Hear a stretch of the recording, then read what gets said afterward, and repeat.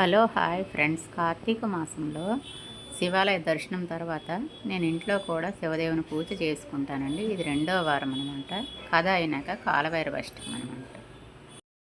దేవరాజ సేవ్యమాన పావనాంగ్రి పంకజం వ్యాలయజ్ఞసూత్రమిందుశేఖరం కృపాకర్ నారదాదియోగి బృందవందితం దిగంబరం కాశికాపురాదినాది కాలభైరవం భజే భానుకోటి భాస్వరం పవాబ్ది తారకం పరం నీలకంఠమిశ్చితార్థదాయకం త్రిలోచనం కాలకాలమంబుజాక్షమక్షశూలమక్షరం కాశికాపురాదినాది కాలభైరవం భజే.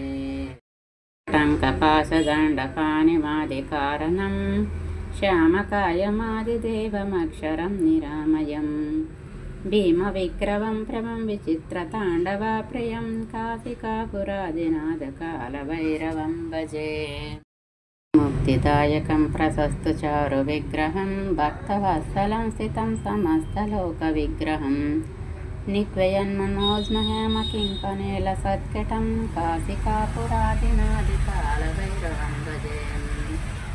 ధర్మసేతు పాలకం తు ధర్మమార్గనాశికం కర్మపాపమోచకం సుశర్మదాయకం విభుం స్వర్ణవర్ణకేశపాశోభితాండమండలం కాశికాపురాదినాథ కాలభైరవం భజే. రత్నపాదకం ప్రభాభిరామపాదయుగ్మకం నిత్యమద్వితీయమిష్టదైవతం నిరంతరం మృత్యుదర్పనాశనం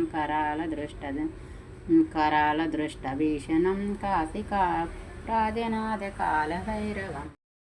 सभिन्न पद्मजाण्डकोशसन्तते दुष्टपातनष्टपापजालमुग्रनाशनम् अष्टसिद्धिदायकं कपालमालिकाधरं काशिकापुरादिनाथ कालभैरवं भजे.